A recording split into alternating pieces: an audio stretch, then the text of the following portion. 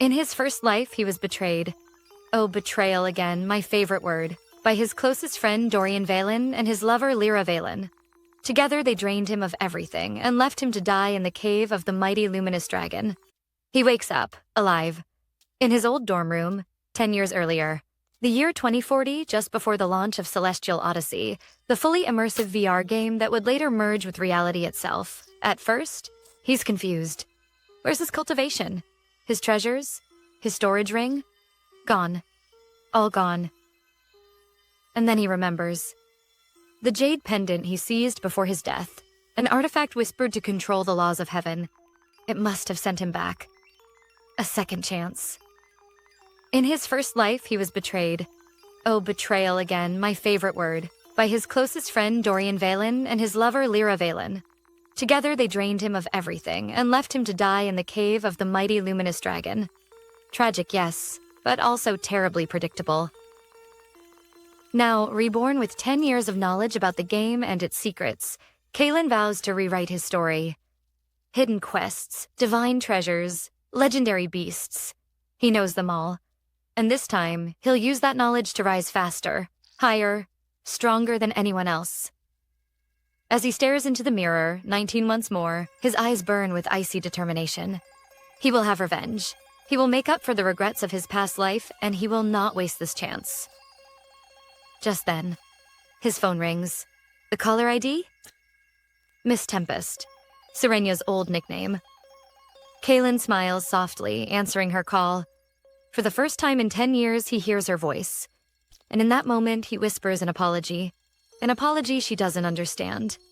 But he does, because this life will be different. This time, he won't let her down. 10 years ago, the cruel irony of fate. Our reborn protagonist, Kalen Arden, remembers the phone call that shattered everything.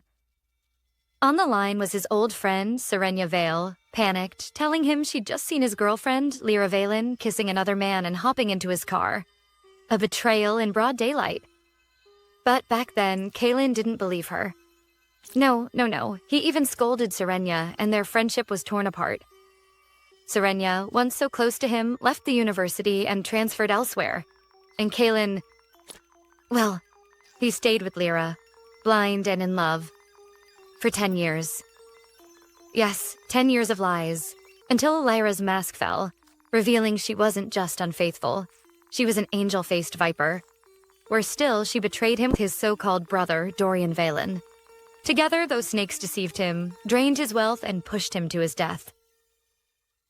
But now reborn, Kalen answers Serenya's call with new clarity. She warns him again about Lyra, desperate for him to believe her this time. But instead of rage, Kalen chuckles. He tells her he doesn't care about Lyra anymore and invites Serenya out for dinner. Naturally, she's baffled. What? The man who worshipped Lyra like a goddess suddenly doesn't care? And so, Serenya rushes over, tall and striking, turning heads like a campus idol as she meets Kalen outside his dorm. She demands teppanyaki as a reward for her good deed, and off they go to the food street. Over sizzling dishes, Serenya insists on repeating the betrayal story, even admitting Lyra used to say goodnight to 7 or 8 different guys every night. 7 or 8.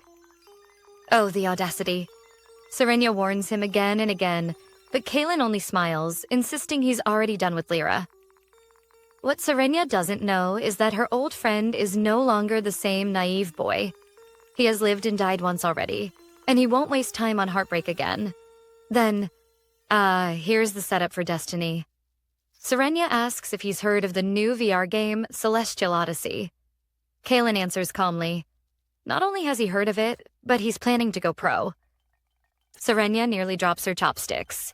Kalen, the campus gaming legend who once ranked top in every game but refused to go professional, suddenly wants to gamble his future on a brand new title? She can hardly believe it. But Kalen is firm. He tells her to forget the old games. They're a waste of time. This game, will change the world. Serenya, excited, begs him to carry her along, and Kalen agrees. He even reveals he'll soon drop out of school to fully devote himself to the game. Serenya is stunned. Degrees mean nothing to him now? Yet seeing the determination in his eyes, she can only raise her glass and toast him, calling him the most badass she's ever seen. And so, over a shared meal, Kaylin's second life truly begins. This time, no blind love, no wasted years. Only ambition, revenge, and the road to power through celestial odyssey.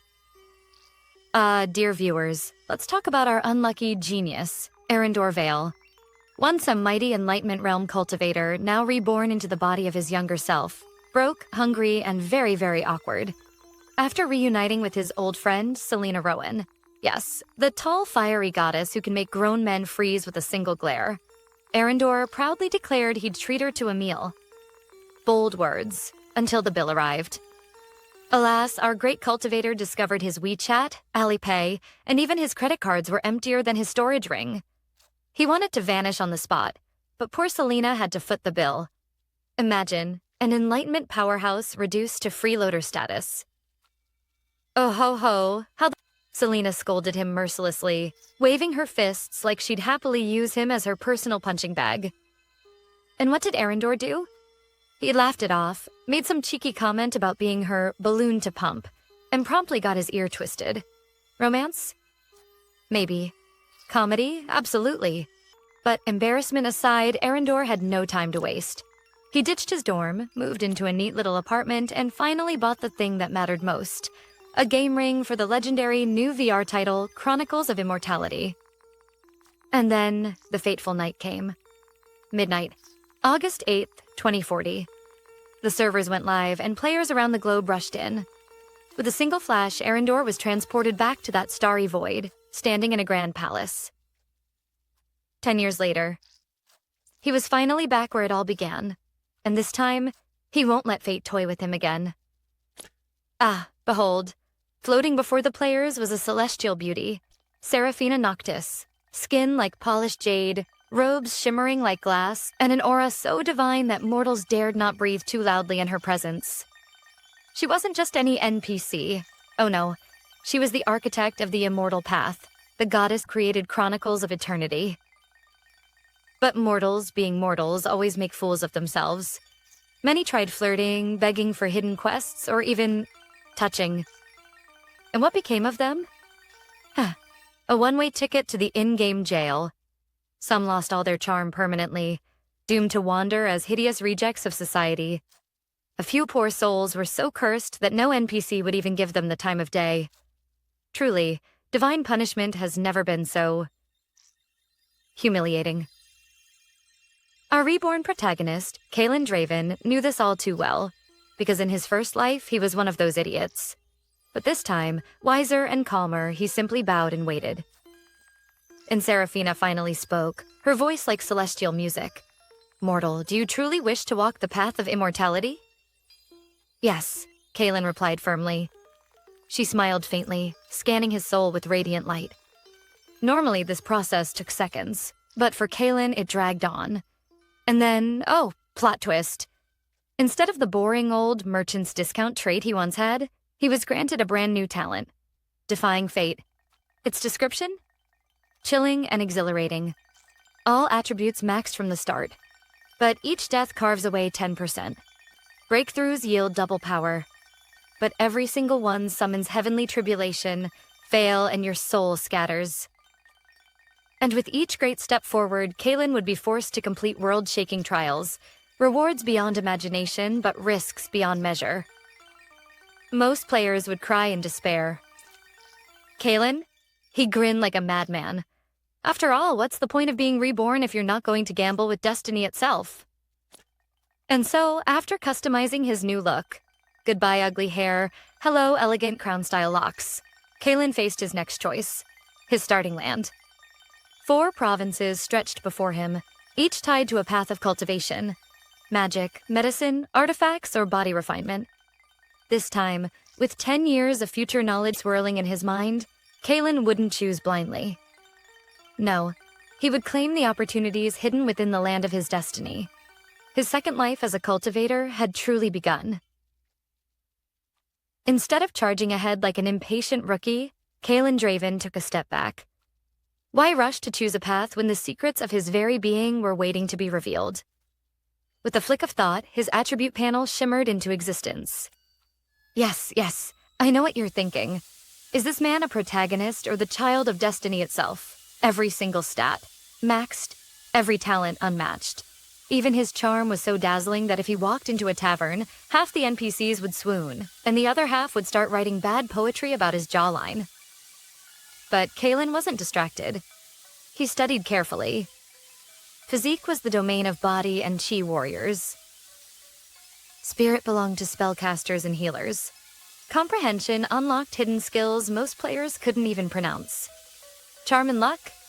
Hey, in this world, those were sometimes stronger than a sword. And so, armed with perfection itself, Kalen asked the question, why settle for ordinary? In his past life, he had followed the path of a spellcaster. And sure, hurling forbidden spells into crowds had its dramatic flair. Boom, kaboom, everyone's hair on fire. But there were problems. Squishy defenses, slow training, and the worst part? One step too close, and suddenly your opponent was carving your ribs like festival meat. Besides, he never even liked spellcasting. He had only chosen it back then because a certain girl, yes, that story again, had said she thought spellcasters were cool. And what did he gain for it? A lifetime of regret. Itch. No. This time, reborn anew, Kalen would not play safe. He would chase the dream he had always desired, the freedom of the blade. Sword cultivators, knife wielders, spear masters, their paths were bloody, glorious, and far more dangerous. But danger, my dear audience, is where legends are born. And Kalen, he was here to be a legend. Without hesitation, he tapped the glowing map and selected the province of Dawnvale, a land famed for its sword arts. His body dissolved into radiant light, vanishing from the heavenly palace, and reappearing in a quiet, picturesque village. Linen clothes, bare hands, not even a stick to swing. Truly, the humbling welcome package of a newbie. Around him, chaos reigned. Bro, this game feels too real. Did we actually transmigrate? Look at that mountain, it's so majestic. Yeah, that's all I've got. Recruiting for guilds, girls get priority. The streets buzzed with new players like festival markets. At the entrance, a kindly old village chief was swarmed like a rare treasure chest, while inside, every poor villager NPC was being harassed for missions. And then Kalen walked in. The noise dulled, eyes widened, and in the next heartbeat, chaos exploded again. Handsome, over here, team with me. Hey bro, got a girlfriend? If not, I volunteer as tribute. I swear he looks more handsome than my favorite idol. The men, meanwhile, were ready to form a jealous brotherhood on the spot. No way. I'm the Peng Yu of this world. Step aside, it's my turn to object. But the real shock wasn't from players, it was the NPCs. The tailor shop's widowed beauty, Madame Solara, practically abandoned her queue of begging players. She sashayed right past them, hips swaying like a pendulum of doom, eyes locked on Kalen. Greetings, young hero, she purred, voice dripping with honey. I am Solara, the village tailor. Would you like a mission? If it's too difficult, don't worry. I'll help you myself, Tilda. My poor husband has been gone for years after all, and I do so enjoy strong company. The crowd? Absolutely stunned. While they were grinding their lungs out just to get scraps, this man had NPCs offering him missions and confessing their widowhood in the same breath. Ladies and gentlemen, this is what it looks like to have maxed out charm. Mortals. They simply cannot handle inequality, can they? The moment Madame Solara, our scandalously charming tailor widow, offered Kalen Draven a quest, another male player jumped up, red-faced and sputtering. Unfair. Why does he get special treatment? We've been waiting forever, and you're just giving it to him? And how did Solara respond? Not with sympathy. Oh no. Her eyes narrowed with disdain, sharper than a tailor's needle. Before you start whining, look in a mirror. Can't a woman prefer handsome company? If you don't like it, leave. I didn't beg you to be here. Ouch. Publicly rejected. By an NPC. That's not just a wound to pride. That's social death speedrun edition. The poor fool stormed off cursing, while everyone else suddenly found the floor very interesting. Better to suffer quietly than be roasted alive by an AI widow. Solara turned back to Kaelin, all sweetness again. So, little brother, what do you say? Kaelin, ever the gentleman, or perhaps just playing hard to get, smiled politely.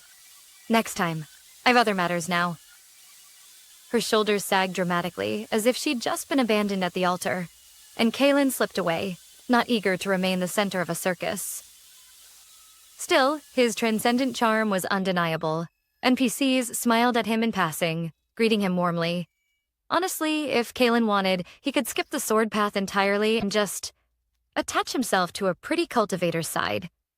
Gigolo speedrun, anyone? Not that he would, of course. Probably, maybe. He considered it for like half a second. At the end of the village, a forge rang with steady hammering. A broad-shouldered blacksmith, Borin Ironfist, worked alone, sweat dripping, muscles bulging. Players had already tried pestering him for quests, but he ignored them all. Frustrated, they left muttering, "Deaf old man, waste of time." Kaelin, however, didn't bother talking. Instead, he grabbed the bellows and pumped. The flames roared, the forge blazed, and Borin's eyes lit up. Yes, that's it. The fire was too weak. For 5 minutes, Kaelin worked in silence until the blacksmith finally laughed. At last, it's taking shape. Thank you, boy.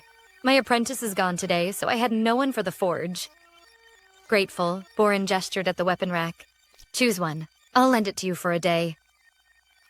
A lesser player would rage. Lend? After all that work? But Kaelin only smiled. A sword will do. And thus he received his very first blade. Iron sword, common. Strength +3. Then Borin added, "Bring me 10 green-fang viper fangs in a day, and I'll give you an opportunity." Kaelin agreed without hesitation. At last, his path as a sword cultivator had begun. When he exited, other players gawked. Does he already have a sword? We're still throwing rocks at rabbits. But when they demanded his secret, Kaelin gave them a straight face and lied through his perfect teeth. Easy. Go inside, sing a sad breakup ballad, and touch his heart. And oh, how they believed him. A chorus of tone-deaf banshees stormed the shop, wailing breakup songs so horrendous even the forge fire tried to die. Borin Ironfist's face turned redder than his furnace.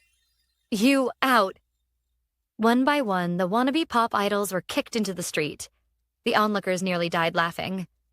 As for Kaelin, at last, the bamboo forest appears serene, whispering in the wind, until you notice all those green serpents coiled around the branches, their little crimson eyes gleaming. Oh ho ho, delightful nightmare fuel. Kael checks his stats. Vitality 100, Mana 100, Realm Mortal, Strength, Defense, Speed, all sitting at a grand total of 1.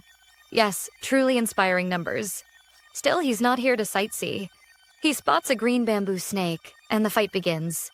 One swing of his sword, slash, a blood-red -30 pops up. The snake screeches in fury and lunges with venom ready to ruin his day. But Kael sidesteps like a seasoned veteran, waiting for that split-second opening. Then stab, right at the 7-inch mark, the vital spot. A glorious critical hit. -60. The serpent writhes, barely clinging to life, but Kael finishes it off with one final thrust. Victory. A puff of blue light seeps into him. Cultivation +3. For comparison, most newbies are out there whacking boars for measly scraps of 1 or 2 points, yet Kael casually bags a snake and leaps ahead. And let's not forget, this isn't even his main class. Once a famed spellcaster, now swinging steel like he was born to it. Truly unfair, isn't it? His reward? A pair of venomous fangs and... Wait, what's this? A piece of white equipment drops. Oh ho ho, Lady Luck is already smitten with him. And thus, the snake forest has claimed its first victim. And gifted our Kael with his first treasure. Ah, what fortune, what magnificence. Our lucky hero, Kael Renford, just slays a simple snake. And what falls? Equipment. Actual equipment. The crowd gasps. For ordinary players, the drop rate is lower than the odds of finding a phoenix feather. Yet Kael? He gets a bow on his first try. How shamelessly dazzling. Of course, the secret is his innate title, the Lucky One. Most folks get stuck with average fortune, a rare few with bad or good luck. But great luck? 1 in a million, and Kale, naturally, is the chosen one. Oh ho ho, outrageous. The prize? A green bamboo snake bow and later a bundle of poison arrows, the perfect beginner set. But does he care? No.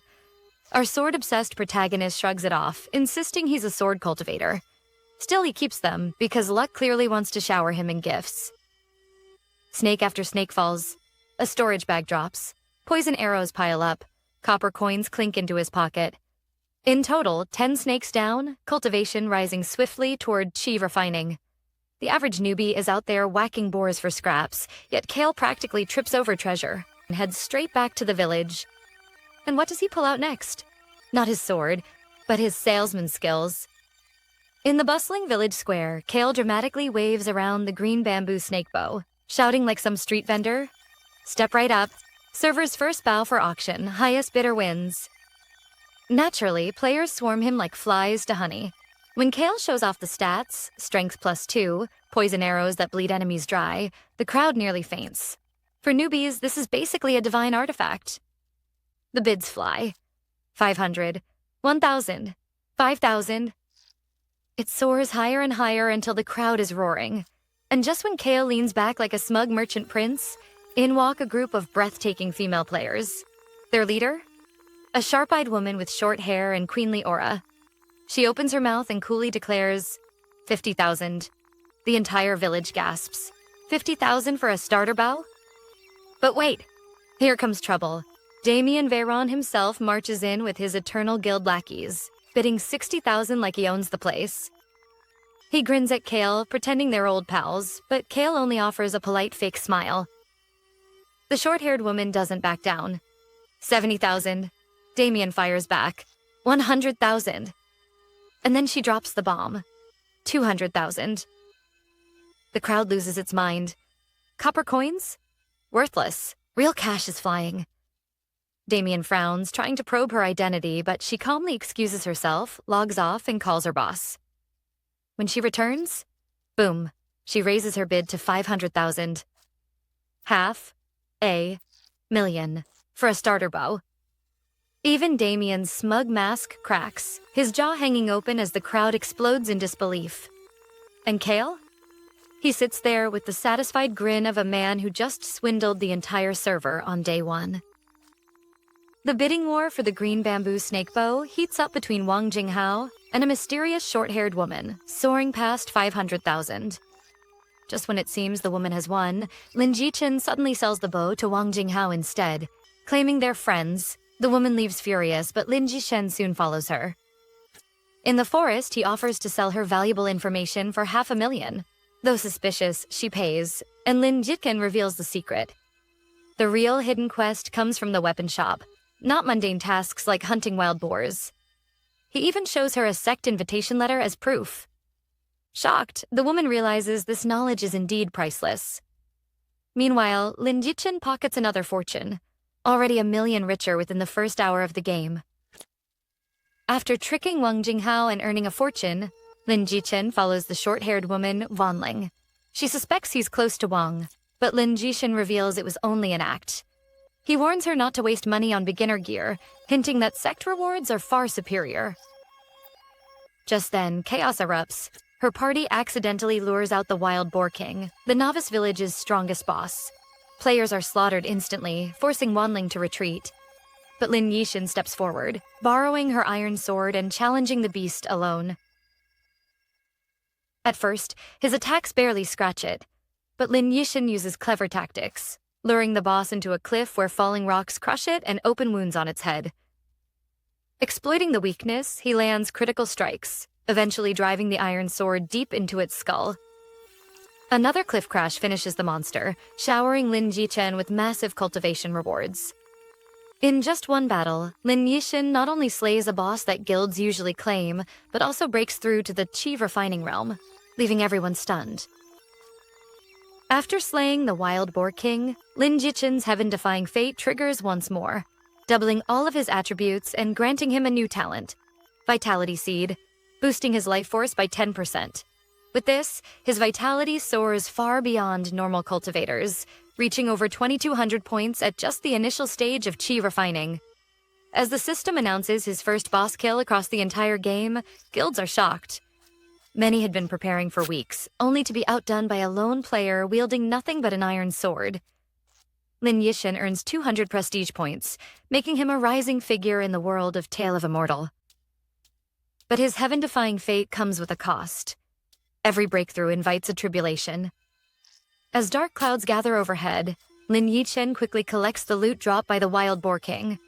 The Crimson Cloud Sword, the Illuminating Staff, the Phantom Step movement skill, and several other rare items. The short-haired girl and her team look at him in awe. Even she admits his information was worth the 500,000 she paid and then asks to buy the equipment he won't use. Lin Yixin sells off some gear but keeps the essentials for himself, preparing to face the storm to come. With power rising and a tribulation looming, Lin Yixin takes his first true step on the path of immortality. After selling off some loot, Lin Yixin strikes a deal with Su Wanling of the Moon Shadow Guild, 600,000 in total for the spirit-grade staff and 2 ordinary weapons. She tries to make friends, but Lin Yixin... He bolts the moment business is done, not even lingering among the guild's beauties. Truly, a man more allergic to small talk than to poison. But he doesn't have time to waste, because the sky above is rumbling with the threat of heavenly tribulation. With lightning closing in, Lin Yixin dashes to the village teleportation array. It's broken, of course, and the old caretaker demands 10 spirit stones to repair it. Normally he'd scoff, but with his life on the line, he pays up. The gamble pays off. He gains plus 20 reputation points, free teleportation from the village forever, and even a hint about a wise sword sect elder. Without hesitation, Lin Yixin activates the array and escapes the novice zone. His new destination, the Tianyan Sword Sect, the dream of countless sword cultivators. Standing before its towering stone monument, carved not with chisels but with overwhelming sword chi, Lin Yixin is suddenly struck with inspiration. With just one glance, he comprehends sword intent, and his sword aptitude rises by 5%. From selling gear to fleeing death, and finally stepping onto the sacred path of sword cultivation, Lin Yixin's true journey is only beginning. Lin Yixin finally reaches the gates of the Tianyan Sword Sect, letter in hand. But the sky above him crackles with danger. The guards let him through, but he doesn't have a moment to breathe. The tribulation is already chasing him inside sect. Suddenly, brilliant streaks of light fill the air as elders of terrifying realms descend, their auras overwhelming. And among them appears Leng Feiyan, the sect master herself, an untouchable beauty and one of the strongest beings in existence. When Lin Yixin desperately shouts for help, the crowd laughs. A tribulation for a mere chi-refining novice? Impossible, yet the heavens prove him right. A bolt of lightning slams down, targeting him alone. Before he's fried to ash, Leng Feiyan intervenes with a single graceful motion, shielding him effortlessly. The storm dissipates, leaving everyone stunned. For a disciple this weak to draw heavenly judgment, there could only be 2 reasons. Either he carries a hidden treasure, or his talent is so heaven-defying that even the skies cannot tolerate him. Intrigued, Leng Feiyan probes his body with spiritual energy, and immediately the very heavens begin to stir around him. Lin Yixin's secret can no longer remain hidden. The moment Leng Feiyan infused Lin Yixin with spiritual energy, the elders were floored. His cultivation skyrocketed on the spot, numbers flashing like a slot machine. Plus 20, plus 20, plus 20. Though it ended just shy of a full breakthrough, the result was jaw-dropping. And then the unthinkable happened. Leng Feiyan, the ever-icy sect master, actually smiled. Her praise shook the courtyard. Lin Yixin's talent even surpassed hers at the same age. Gasps, whispers, and shameless elder squabbling followed, each one trying to claim him as a disciple. But before their quarrel could boil over, Leng Feiyan cut them all off with one sentence. No need to argue. From this day forth, he is mine. The elders fell silent. After all, Leng Feiyan never took disciples. Never. Yet here she was, claiming him as her only closed-door disciple. Lin Yixin agreed instantly. Why settle for branches when you can have the entire tree? Whisked away into the sect's magnificent inner hall, Lin Jichen saw fairyland like peaks, ancient palaces, and disciples whose weakest cultivation was higher than most outer elders. Leng Feiyan wasted no time, whisking Lin Yichen straight to the Sword Palace, the heart of the Tianyan sect. With a few calm words, she left him there to begin his training, cold and aloof as ever. But just as loneliness set in, a lively voice broke the silence. A blue-robed girl bounced in, her bells jingling as she introduced herself. Nangong Yue, a crystallization realm disciple, and now his senior sister. At first bold, she turned shy the moment she got a proper look at him, cheeks pink, words faltering. Lin Yichen, ever the smooth talker, seized the chance, complimenting her beauty and power until she couldn't stop giggling.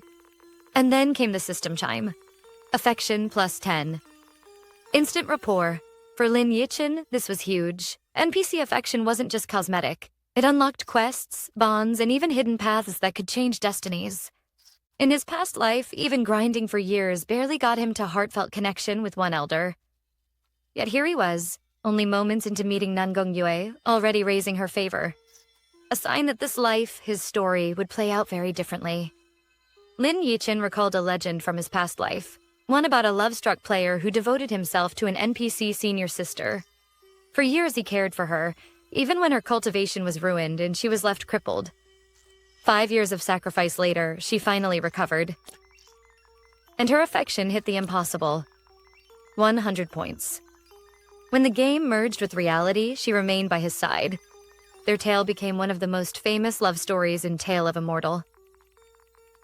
That story, however, proved one thing. Affection with NPCs was incredibly hard to raise. These weren't just game characters, they were ancient cultivators with strict values and guarded hearts, which made Lin Jichen's instant success with Nangong Yue all the more shocking. Smiling sweetly, Nangong Yue gifted her new junior brother a spirit-grade jade pendant, its skill able to block even a crystal realm attack if timed correctly. It was a treasure well beyond what most new disciples could dream of. And she wasn't done. She also delivered the new Intersect package. Spirit-grade robes, a sword, and a storage ring filled with 50 spirit stones. Compared to the scraps given to outer sect disciples, this was a royal welcome. Dressed in his new robes, the golden embroidery of the Tianyan sect shining across his chest, Lin Jishen stood taller, sharper, transformed. His very first day in the sect had already brought him treasures, allies, and opportunities. And this was only the beginning.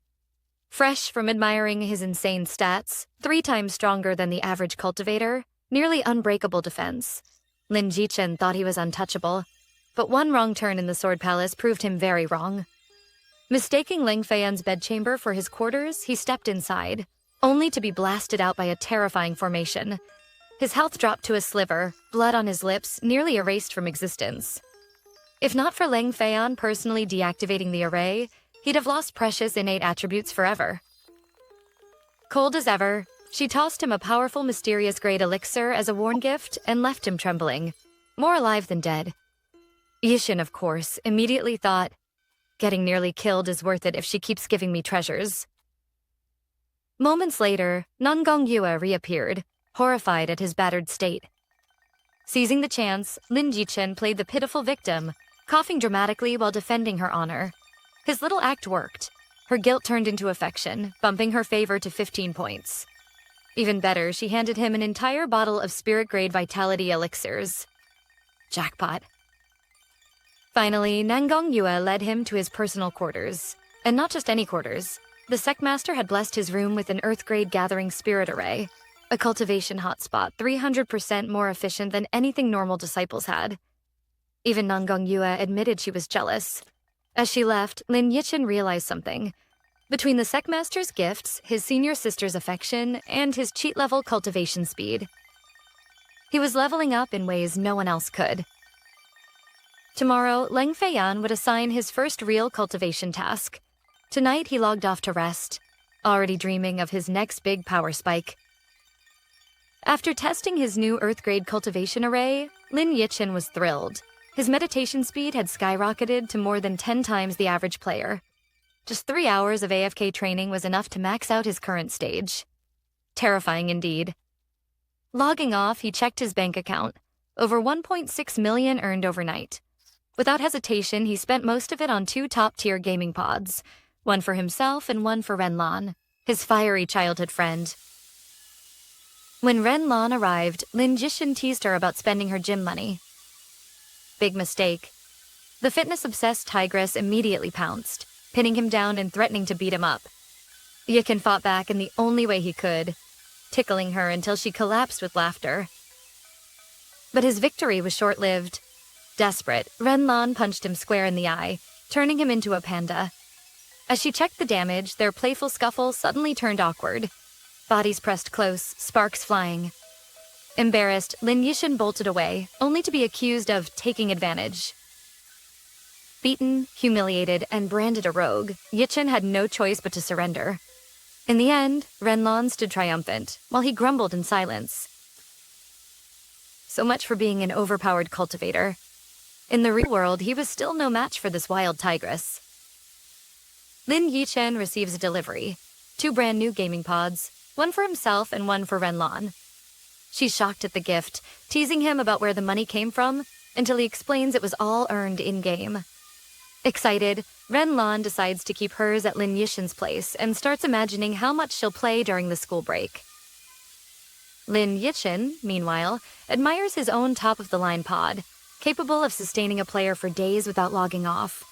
It's his first time owning one, and he's eager to dive in. After some lighthearted banter and giving Renlan a spare key, Lin Jishin prepares to rest before his next in-game battle. At the Tianyan Sword Sect's Grand Hall, Lin Jishin greets his master, Leng Feiyan. She notices he's at the verge of a breakthrough, but explains he'll need a gathering chi pill. 4 grades exist, and the rarest is the top-grade pill, something most players would never even see. Leng Feiyan reveals she has one but won't hand it over so easily. Instead, she warns that cultivation alone isn't enough. True strength comes from battle experience. Without it, even a high-realm cultivator could be defeated by a skilled opponent.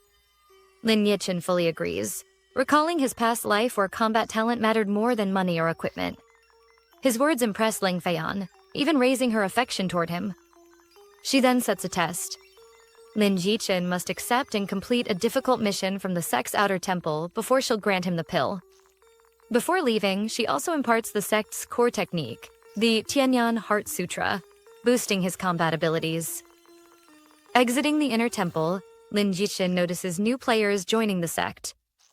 His earlier sale of hidden information to Su Wanling's Moonshadow Guild is already paying off for them, giving her guild a valuable head start over the rest. While browsing the sect grounds, Lin Yichin unexpectedly runs into Su Wanling, the guild leader he once sold valuable information to. She tries chatting with him, but as usual, he slips away quickly, leaving her friends to tease that even someone as beautiful as Wanling can't catch his attention. Lin Yichin then arrives at the mission hall, where disciples crowd around a giant board of quests. Most players are busy farming contribution points for the Tianyan Heart Sutra.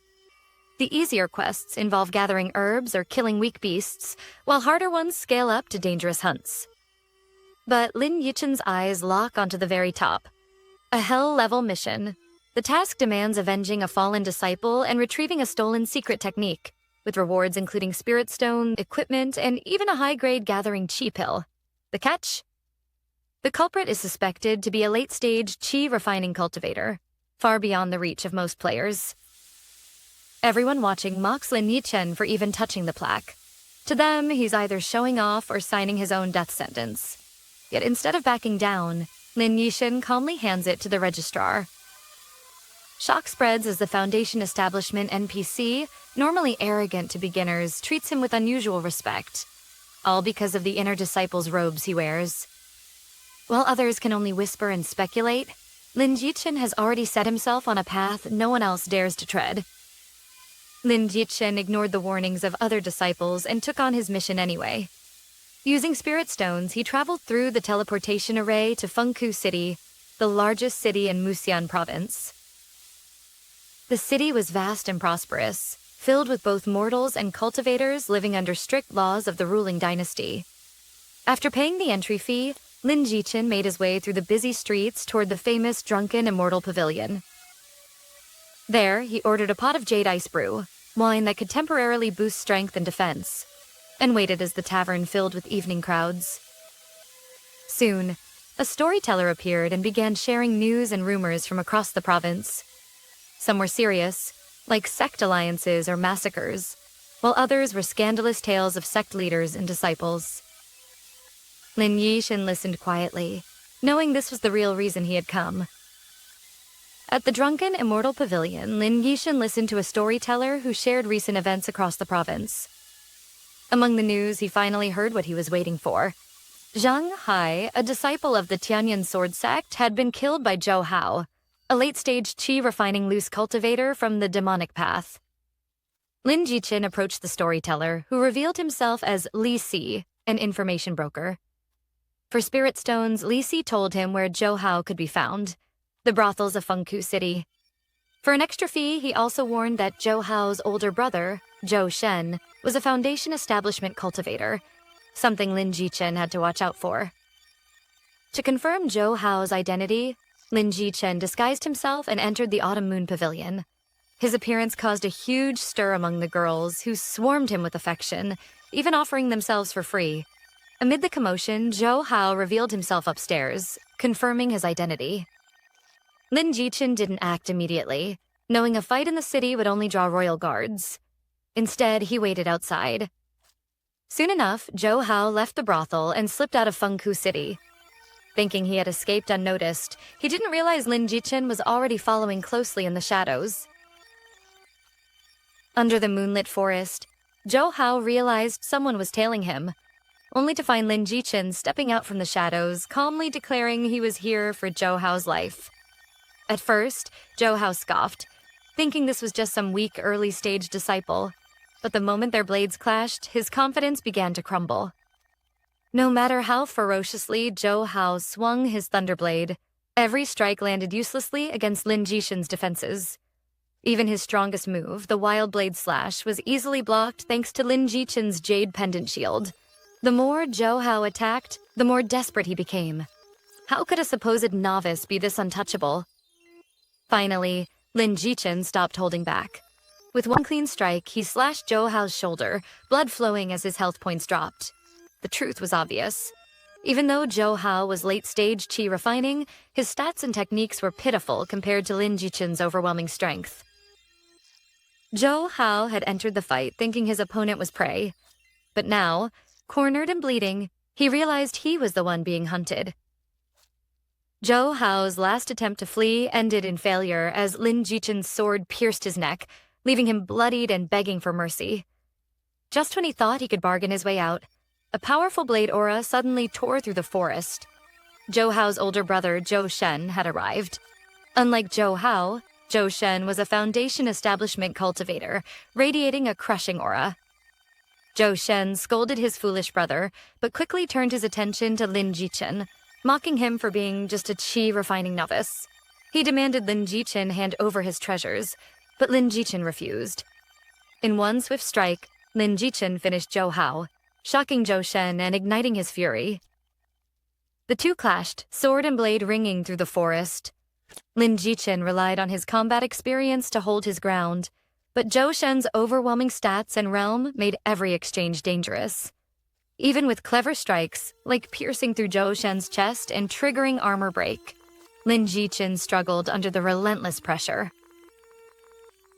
As Zhou Shen unleashed the terrifying Broad Moon Blade technique, filling the forest with a storm of blade shadows, Lin Yixin realized he was truly facing a deadly Foundation establishment opponent far beyond Zhou Hao. Lin Yixin found himself cornered. No sword techniques, spirit shield still on cooldown, and his health already down by a third. For anyone else, that would mean certain death. But for Lin Yixin, death wasn't an option. His talent meant every death would permanently weaken him, so he gambled everything on a single elixir, the purple jade elixir. The moment he swallowed it, his strength and defense skyrocketed, surpassing even Zhou Shen. And oh, the look on Zhou Shen's face when his blade kept missing. It was priceless. Lin Yixin simply grinned. All I need to do is kill you before the timer runs out. With newfound speed, Lin Yixin tore through Zhou Shen's defenses. Even Zhou Hao's desperate last stand ended in a single brutal strike, his body falling lifeless to the ground. Zhou Shen, enraged by his brother's death, unleashed his trump card, 100 Fierce Flame Slash. The sky itself seemed to burn as the flaming blade ripped the forest apart, blasting Lin Yixin with nearly 1,000 damage. Yet, even half dead, Lin Yixin refused to fall.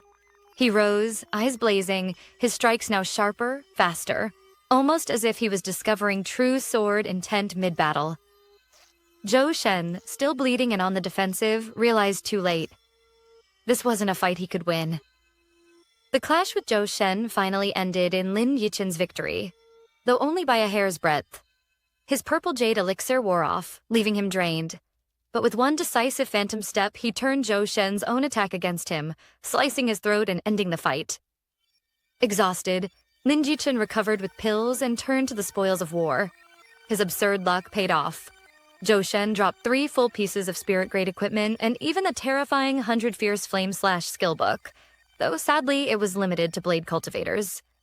Zhou Hao, meanwhile, had little to offer, except one hidden gem, Mist Piercing Charge, a movement skill that not only boosts speed, but can break free from control effects. A skill so practical, Lin Yixin immediately learned it. Fresh from victory, Lin Yixin returned to Fengku City, bought a few modest gifts, because even if the sect master wanted it for nothing, respect was everything, and then reported back to the Tianyan sword sect. When he handed in his mission token, the disciples nearly fainted. A hell-level mission? Completed? On his first try? The crowd buzzed in disbelief, until the elder in charge arrived. This elder, usually so stern he was nicknamed Old Stoneface, did the unthinkable. He smiled. Why? Because Lin Yixin wasn't just any disciple. He was the disciple, the sect master's one and only student. The entire sect froze in shock. Players gawked, their jealousy and envy boiling over as the elder personally handed Lin Yixin his rich rewards. Spirit stones, contribution points, rare gear, and elixirs. While others were still struggling with basic tasks, Lin Yixin walked away as the chosen disciple of the sect leader. For the Outer Temple players, this was no longer just admiration. It was devastation. Lin Yixin wasn't just ahead, he was playing an entirely different game.